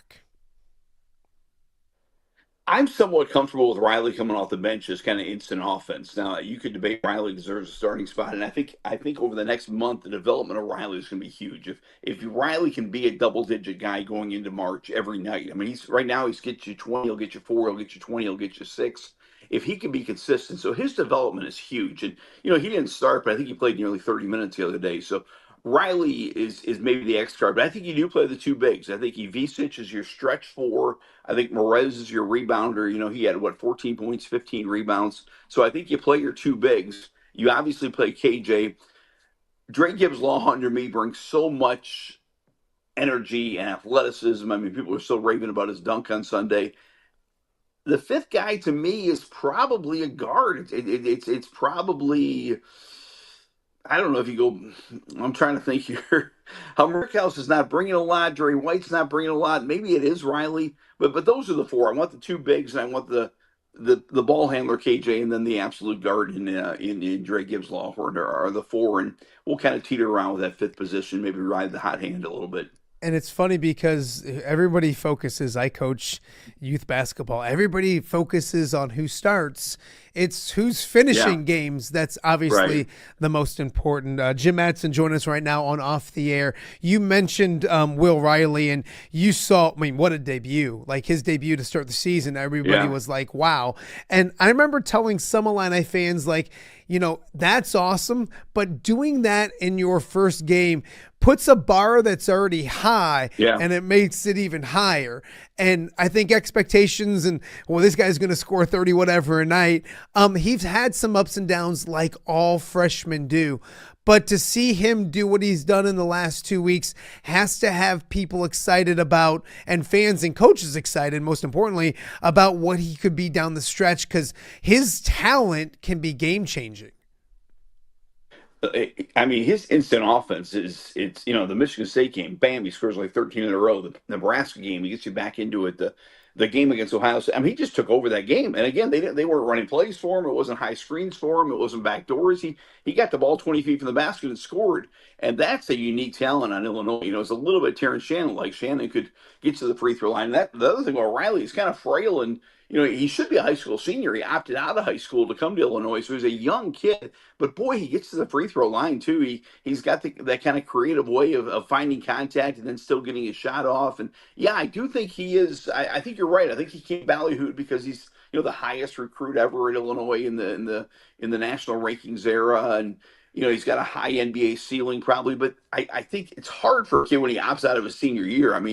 Goodness gracious, I can't even remember being a high school senior, acne and afraid to talk to girls, and and he, what I'm saying, and he's playing in Big Ten arenas and expected to be an All-American. That's asking a lot of a kid to grow up that fast. Yeah, no, and Canadian too, I still have acne, and I'm afraid to talk to girls, I think, Jim. We've talked several times throughout the weeks about, the future of Illinois basketball and how, it'd be fun to watch this team grow up like you got to watch the teams because we're both old, the teams of yesteryear grow up. KJ's probably one and done. But is Will Riley that guy that Illini fans can be excited for next year, and I don't know if the year after, because I don't think he's not a 4-year player, but he's not. And you just mentioned him being on the young side. He's back next year, and is that the guy that maybe Illinois might be the most excited about long term? I'm not sure he's back next year. I just think a kid like that opts out of his senior year because he's trying to get to the NBA sooner. I think that's I think if Riley puts up more 10, 20-point games, these big games, big moments, the NBA drafts on potential. And I think Illinois could say to him, look, there's a good chance you're going to spend next year in the G League and you're going to be playing in front of nobody. We'll try to find some NIL money. Let's keep you here and see if we can get you in the lottery next year. I think he could be one of those, like Terrence Shannon may have been a low first-round pick. Let's get you higher in the first round. I think Illinois might be able to coax him into coming back and being an All-American and an NIL guy. But, I think him and Ivisic and KJ came here with the intention of spending 1 year here. And, for KJ, it's a slam dunk. It probably isn't for Riley, but I think Riley, the NBA is based on potential, and I think Riley is certainly not 100% he's coming back next year. But, yeah, I mean, he could be the, when you look at Merez Johnson, a big-time rebounder, you look at Riley, a big-time scorer, Boswell should be back. Trey White should be back. Rickhouse has the opportunity to come back. There's a lot of hope, but who knows, one guy back this year, who knows what's back next year. Is Humrick House public enemy number one for Illinois fans? I don't live in that area. You guys are in Peoria and Champaign, but I have social media, and I always hate that because obviously the past shows that he's a good shooter, and people go through slumps and all that kind of stuff, but and he's obviously a good kid. He's not running out there trying to not shoot it well from the outside. But and in the same breath, would it be nice to see him get rolling, because he did have the opportunity to go wherever he wanted, and he committed to this place and wanted to do well at the University of Illinois. Yeah, great kid. He's really, FCA Christian kid, just a great kid, loves being in Illinois, loved being in Evansville. It's just one of those kids that relishes the opportunities he's been given. But, I go back to the Northwestern game. He hit a couple threes in a row and he got wide open for a three, and the crowd almost had to urge him to shoot. And I'm like, boy, he just is so cautious now. I think he's lost that edge of that great shooters have, that the next one's always going in. For him, it's, should I shoot? And that can't be the mentality of a shooter. But yeah, he probably is the most criticized player. Underwood loves the word elite, and he describes Rickhouse as an elite shooter, elite among the elites, and that put a lot of pressure on the kid. And he didn't come out of the gate shooting the ball well, and now he's lost a little bit of that edge. But yeah, if you could get a 6'9" stretch shooter to go with Ivisic, it certainly changes things. So, I mean, Illinois still has time to grow. There's still a month to the Big Ten tournament. There's still a chance for Riley. There's still a chance for Rickhouse. Those guys are wild cards. If they improve their stock, Illinois is going to be a very dangerous out in March. I loved what you said earlier, because winning can be a deodorant. And I'm not saying I just feel like it's an important week for Illinois basketball, because you get back on track, and then you look at a schedule and you go, oh, Rutgers and Minnesota, very winnable games. But then you can also look at that schedule just like anybody in the Big Ten and say, man, going to the rack is really tough. Minnesota's been sneaky really good lately. Crazy. And I got to go up to that place and play on a Saturday afternoon, evening. I don't know what time the game is, but that's going to be afternoon. Yeah. It's never easy in this league, but now they got to go on the road for 2 more games. An important week to get back on track and start stacking some victories for a team that, you got to start looking at seeding and all that stuff when it comes to the Big Ten tournament and NCAA tournament. Oh, it's a huge week for them. I mean, the Nebraska loss, I think, was their worst loss. And not because Nebraska's so bad. Nebraska's obviously beat some people. But it was a bad loss because they played poorly. They've got to start stacking together good performances. Rutgers is, Ace Bailey's putting up amazing numbers. And, if I don't know what the status of Harper is, but Harper, Bailey, Yakuchinis, Riley, I mean, you might have 4 first-round draft picks among the freshmen in that game. So Rutgers is dangerous. You're right, going to the barn is dangerous. But if Illinois plays their A game, the games they've lost, they haven't played their A game. They didn't play their A game against USC. They didn't play their A game against Nebraska. They didn't play their A game against Maryland. you got to start putting together some straight A's. You got to go AAA. And if Illinois plays their A game, they should beat Rutgers. If Illinois plays their A game, they should beat Minnesota. But even against Ohio State, they played probably 20 minutes of B basketball and were able to steal one at the end. They've got to start gaining some consistency. And it's so different. We talk about it all the time. But, Marcus Domask, 100 starts. Terrence Shannon, 100 starts. Quincy Guerrier, 100 starts. You don't have that. You've got kids that, Will Riley should be in high school. You've got kids that should be inconsistent. And guess what? They are inconsistent. So why are we surprised, I guess? Yes, there's still, like I've been telling people, there's still a very important month of February in which your young teams need that time. And there's that old cliche in all basketball, but by the time the end of your freshman year gets there, you're a sophomore. And I think that's a good thing for Illinois. I think you continue to stockpile experience. And obviously they're not all good, but the losing can teach some things as well. It makes fans crazy, and I get all that. But I get the fact that if this team's not going to be a 1 seed, 2 seed, 3 seed, which they're not, then you can kind of put it into a bucket and mix it around. You don't want to be an 8, 9. I don't think being a 7 is bad, but I don't think they're a 7. I think they're much higher than that. Don't get me wrong. But I think when you get to a certain point, there's been some years with Illinois basketball, they're playing for that 1 seed. They're playing for that. And that's not the case. You put this guy, this is this team that, let's say they're a 4 seed or a 3 seed or a 5 seed. Nobody wants to see them with the talent they have come March. So it'll be interesting. They have at Rutgers tomorrow night, and then they go to the Barn on Saturday. I want to talk women's basketball with you because all eyes were on Iowa City on Sunday, rightfully so. Fantastic atmosphere. Caitlin Clark, big win, signature win, all that kind of stuff. But here, I kind of noticed down in Champaign, and again, I point to my wall like an idiot because that's the direction of Champaign from my house. But the Illini get a big victory on the road at Maryland, just as an impressive signature victory. They've now got like 17 wins on the year. They're 7-4, I think, in conference or something like that. First talk about the win, and then I want to talk about the head coach because she's been doing amazing stuff. But let's talk about that victory. They get that signature victory that should get them on a very good side of any bubble they might be on, correct? Yeah, they were a bubble team. I mean, they did not have a signature win. And, Illinois history, they were 0-16 against Maryland. Maryland's been a power in the Big Ten, and Illinois has not been. And that was kind of an odd stat. And, they again kind of controlled that game. Were in that game all game. You were thinking, man, if they could close this out. And, one of the biggest cheers at State Farm Center was when they announced the women's team had won. And Brad Underwood started his press conference congratulating Shauna and the girls. I mean, that was a yeah, it is awesome. It is. I mean, it's a fun time. Illinois football got a big recruit Saturday, basketball one Sunday, women's basketball one Sunday.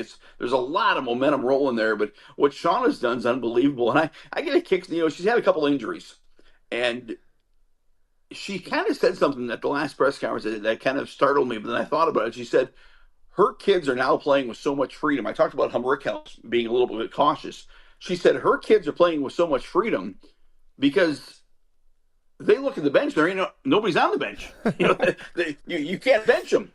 She's like it's kind of a weird situation for a coach to be in because they always say the bench is the great motivator. Her kids know that they have so little depth that you can miss shots and stay in the game. And she says they're playing with a little freedom, a little bit of I can take some risks, I can take some chances. They're playing with a little bit more aggression. And again, they've got a top 10 recruiting class coming in next year. And, I mentioned after the Illinois game, I come home and I wanted to see the Caitlin Clark, and I looked at that crowd and I looked at that, can Illinois do that? I'm not sure they can, but I think they have the person to do it if they can, because Shauna is, you saw the social media of her in the locker room. She's got a little bit of that charisma, that magic that not only entices recruits, but I think excites fans. And it's a really exciting time. But yeah, they should be on the right side of the bubble. I think they're ranked 28th. They're just out of the top 25. They've got a brutal schedule coming down the stretch, but they're gritty enough and tough enough to win some of those games. And that was a huge win at Maryland. She's got a magnetic personality. So she came up here after she was named the head coach. It was a iClub event up here. They brought Bielema and her. And by the way, if you have any pull, Quad City Illini fans want more of that. It's been a couple years, and that was one Yeah. in like 5. Yeah. And there's such good Quad City Illini fans here that they need to have that Right. every single year, especially considering our area is supplying all their head coaches. They should toss us a bone. But I remember meeting her magnetic personality, very personable. And then I do my dad's golf outing every year, and she had heard that I was looking for Brett Bielema a sign ball, and she sent a bunch of signed stuff. And she just went out of her way to do it. And it's like that kind of stuff. She has that with recruits, with fans, with players. I think it's really cool to see. Jim, is she the Big Ten Coach of the Year if she keeps winning some games? I'm trying to like rack my brain, and obviously USC's coach is going to be up there and Right. UCLA's, but man, you look at the roster, and I mean, you might be able to roll the ball out there and win some games with Juju Watkins and company. Right. She's got to at least be in the conversation for what she's doing, with the fact that 2 or 3 players are done for the year, whatever it is. She's got to be at least talked about, right? Oh, I think again, 18 coaches is hard to pick one, but I mean, what she has done, I kind of thought it was going to be right this season off when the injuries happened, and maybe they can squeeze into the NIT like they did last year, and they've been competitive. They beat an Iowa, they beat an Indiana, they beat a Maryland. These are things Illinois basketball has not done in decades. So it's again, I think she's got to get votes for Coach of the Year, but the future for Illinois basketball is just like I said. I don't know how high they can get, but this is the lady to take them there, because she is really doing a wonderful job, and has, I can't wait to see when the recruits are there and when they're healthy. The sky's the limit. And she said it's a sleeping giant. She said there's no reason Illinois can't win in women's basketball, and she has proven it in an awful hurry. Yeah, she's done a fantastic job. Genesis Bryant and Lucy Olson were named co-Big Ten Players of the Week. So see, Iowa, Illinois fans, you guys can't get together and share and be nice, because both players had great weeks. Big picture women's basketball in that area, because what we see here is so tied with what Iowa has done and Caitlin Clark. Right. And heck, 32 straight sellouts for the women at Carver Hawkeye. Tonight, the men will play maybe in front of 7,000 or 8,000. So Crazy. it's amazing what they've done. But you do a radio show, which is awesome, and you've got the pulse. Do you find yourself talking more about women's basketball than you ever have in the past? And if so, why is that? Oh, I think so. I mean, we've always been really good at high school girls basketball in this area, so we've always had a lot of good players. But Leah Guyton, our best player, goes to Iowa. We have not had local players go to Illinois. We have not had, Illinois has not been a factor, and it frustrates the heck out of me. The state of Illinois has so many good players, and so we don't have a huge college basketball buzz here. There are a lot of proud Illinois alumni in Peoria, obviously, who are really keeping an eye on what Shauna and the Illini women are doing. But we have not, you go 2 decades without women's basketball mattering in Champaign. It's a very slow developing fan base here. It's we look at Iowa, and it's just amazing. The Caitlin Clark crowds, and because that does not happen in Champaign yet. And Shauna's getting some crowds, but she's still seeing a lot of empty seats. But she's starting to build, and to be honest, I don't know how Iowa sells out. I mean, the weeknight games, the 8:00 games, it's hard to get down to Champaign for the Chicago fans. Even Peoria, it's an hour and a half. I hope it can happen. And maybe you need a Caitlin Clark. Maybe you need a dynamic All-American type player. But Illinois is a great basketball state. You certainly know that, women's and men's. And, when you see a Bree Beal leave the state, when you see an Aaliyah Guyton leave the state, when you see so many players who have left the state, I think that's kind of what it takes. It maybe takes kind of a hometown hero and a person to take you from just getting in the tournament to the Sweet 16 to the Final Four, those steps. I think Illinois is still probably a few years away from huge crowds. Who knows? Maybe next year with all the recruits, maybe they'll make a big jump. But, you can't lay dormant for 20 years and just ignite a fan base overnight. Finishing up with Jim Mattson, sports director at 25 News down in Peoria. You're a girl dad. So, and I talked to you a little bit about it, but you mentioned high school girls basketball. I mean, you've been doing this for a long time. I've been doing it for a long time. And I was telling an athletic director, Deanne Kramer from our area on the show last week, that, girls basketball has always been really good.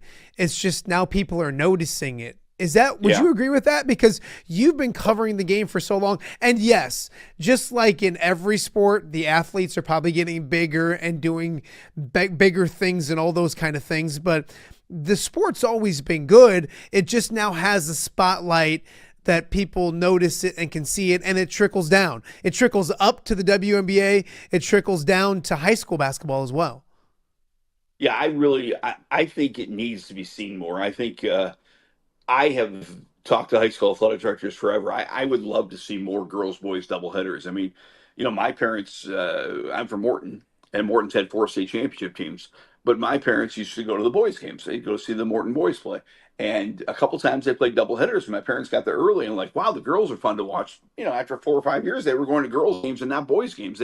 You've got to show the product. You've got to get it out there more. And I think we've done a good job of that. It's increasing. But I think when people see the game, they see kind of the old college basketball game with picks and rolls and plays and shooting. It's not dunks. It's not a physical. It's not quite. I mean, it's still physical, but it's not. You know what I mean? It's more of an old basketball style that is maybe more pretty to watch. It's not as one-on-one. It's more of a team game. And I think there is.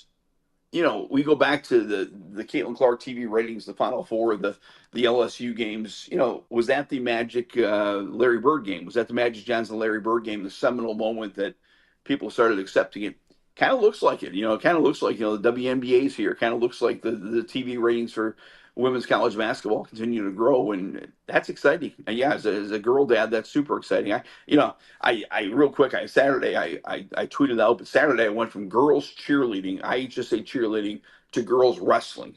And you couldn't ask for 2 different sports. You got the pretty girls with their hairspray. I'm dodging hairspray at the cheerleading event, and then I'm going to wrestling where these girls are pinning each other and slamming and getting up and pounding their fist in the air. And I was like, but that's great. It's great to see girls have the opportunity to play in front of crowds, to do cheerleading, to do wrestling. It's we're still seeing gains in girls game. And as I watched Caitlin Clark and I saw that crowd, I forget which one of the speakers said, but she's as generational as any athlete in our life. I mean, what she has done to increase, I think, opportunities for all girls and TV for all girls, it's amazing. I have 4th graders that I coach, and I always tell them between games or practices to go home, watch basketball. Cause that's what I did. That's what you did. You went home, you didn't get on video games and do that stuff. I said, watch basketball. You'll understand the game more. And some kids will raise their hand and they'll be like, and I'm just talking probably college basketball. And they'll say, can I watch the WNBA or not WNBA, but the NBA? Yeah. And I'll say like, yeah, of course it's basketball, but I'd rather have you watch women's basketball, women's college basketball than the NBA, because you probably can't take your guy off the dribble the way that the NBA game is, but you can back cut, you can screen roll, those things that the ladies do, and the fundamentals that they have are what I want to teach my kids when we're doing that stuff. Before I let you go, you've been on now 3 times, and I was brought to my attention that we have not mentioned Wheezy's name in any of our interviews and interactions. So I'm in trouble with the big fella, and I don't like being in trouble with Scott Weiss. Scott Weiss is one of the good guys. Scott was a great teammate of mine here in Peoria. I was excited he's got the opportunities he's got in the Quad Cities, but you know how it is. Sometimes you get kind of a pseudo news photographer, and they don't really like sports. Scott loves sports, and Scott's great at his craft, and I don't care what job you work at. The people that care about their product, and Scott cared about his product every day. It's a guy who I just admire the heck out of. So a big hi to Scott, and Wheezy's one of the all-time best. He's a legend. Well, you just got me out of trouble. I appreciate that. He was my right-hand man. Any of the feature fun stories that I did, any of the trips I took, it was Wheezy right by my side. So I told him you were coming on tomorrow, and he's like, I haven't even got a shout out yet. So now Scott Weiss yes, he is. He's a pro's pro when he needs to be. He's a whole lot of fun when he doesn't need to be as well. So, Jim, I appreciate it. We'll probably bug you next week. We really appreciate this. And I'll tell you what, the Illini fans in the area, I was at a couple of events that I had to MC this weekend, and several Illini fans that I didn't even know hopped by and said, hey, thanks for having Jim on. Thanks for covering Illinois basketball the way you're doing and stuff. So there's nobody knows more about it than Jim Mattson. So we appreciate you. We'll talk to you soon. Thanks so much. All right, that is Jim Mattson, the sports director at 25 News down in Peoria. We got a lot more to get to. You're watching Off the Air on a Tuesday. Hello, Dan Pearson here of FCA. Our team is thrilled to support Off the Air with our good friend Matt Randazzo. We share the view of the power of sport when it comes to relationships, including the influence of the coach. FCA believes the coach is the most influential person in America. Matt celebrates local coaches and athletes. His content is informational, insightful, and inspirational. Our Fellowship of Christian Athlete team loves partnering with Off the Air with Matt Randazzo while we engage, equip, and empower coaches and athletes in our 23 counties. FCA, the heart and soul in sports. View from the West, the podcast covering Illinois high school football. It's going to be a hard-hitting game. It's going to be great football. Weekly analysis and reaction from around the western side of the state of Illinois. This is the game we had circled when the year started. Follow along on YouTube and subscribe wherever you listen to podcasts. It's big-time football out there tonight, and I know we can play big-time football. View from the West. We got you covered.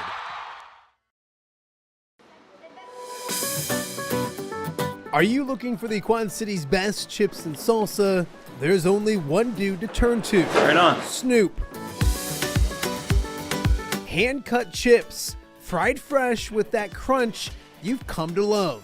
And the most addicting salsa with delicious fresh ingredients each and every time. Pick up your chips and salsa, queso, enchiladas, and much more at the Stern Center in Rock Island. To place your order, simply call the man himself. It's Snoop at 309-314-8197 and find out for yourself what the rest of the Quad Cities already loves.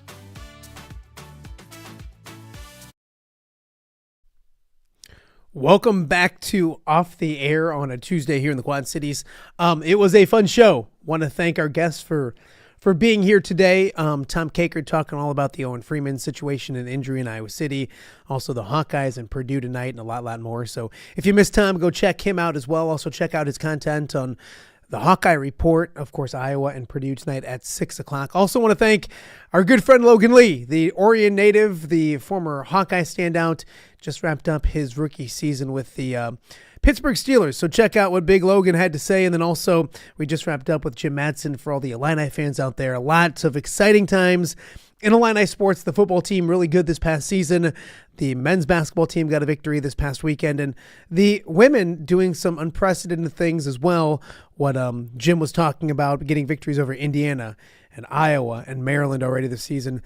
Being a bit understaffed when it comes to some injuries as well. So check those interviews out as well. If you're watching us live on YouTube, we appreciate that. Make sure you're subscribing. Also tell a friend or two about us as well. If you missed today's show or any of the shows, please go back and check them out.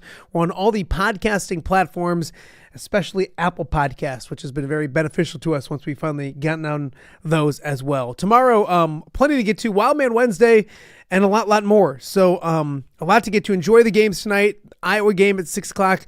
Hopefully we'll break that down, maybe with Nicholas Baer tomorrow as well. So a lot to get to as we work our way through the week on our way to Super Bowl weekend and Super Bowl Sunday coming up this weekend. We want to thank everybody for watching today, and we will see you guys back here tomorrow.